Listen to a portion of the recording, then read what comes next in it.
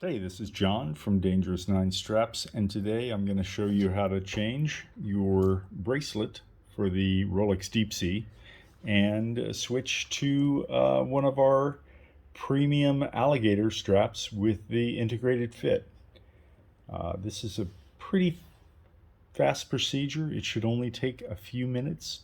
What we're going to do is start by putting a little tape on the back of the lugs. That'll protect them from scratches. Put one on this side.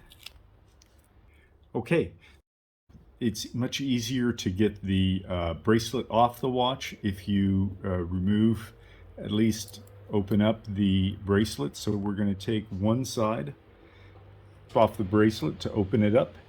And what I've done here is just open it up like that. Okay, so that lays it open.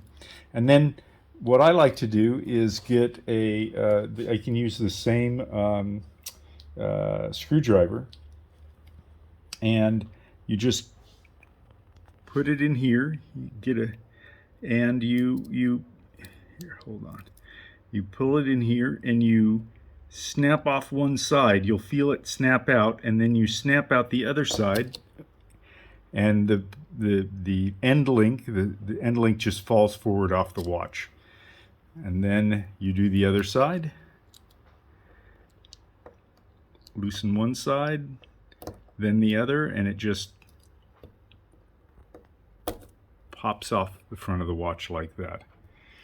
And so then you want to take this screw and put the bracelet back together again before you lose it, because these screws are small and difficult to replace if you lose them. So let me put that back together just like that.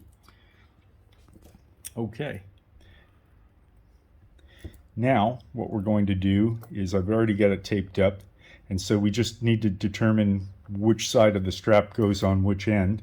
The standard way is the long end strap with the holes is going to go at the 6 o'clock side on the watch.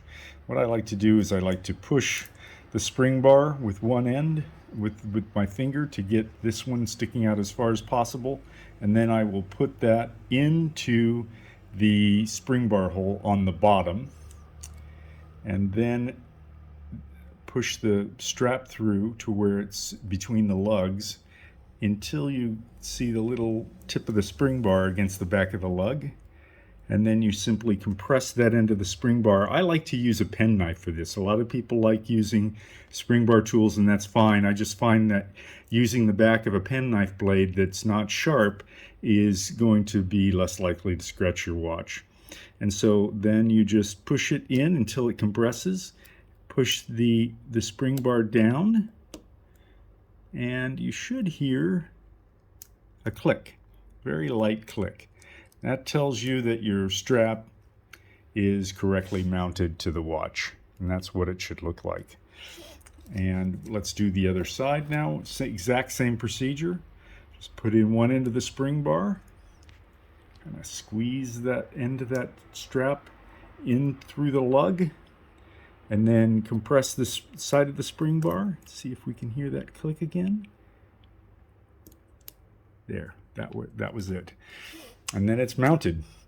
You want to check it a few times, make sure that those spring bars are seated properly, so that you don't fling your watch across the room accidentally. And there you go. That's what it looks like on a fully integrated fit. Notice how the watch will not lay flat. It's an integrated fit, and so it will basically come straight down on the wrist. Now to use this, we're using on this strap, we're using my D9 interfold deployant clasp, which I find super comfortable and very secure because it has 2-button closure. You put that through and you squeeze the strap until the edges go under this little retaining piece on both sides, and then you find the hole that you want. I know on this strap I'm on the second hole from the lug, and then you're good to go. Put your wrist through, and this is how it's going to look. I think it looks pretty awesome, actually. This strap is for sale. It's designed to go on, obviously, on the Deepsea James Cameron edition with the gradient blue dial, but I think it looks pretty fantastic even on this watch.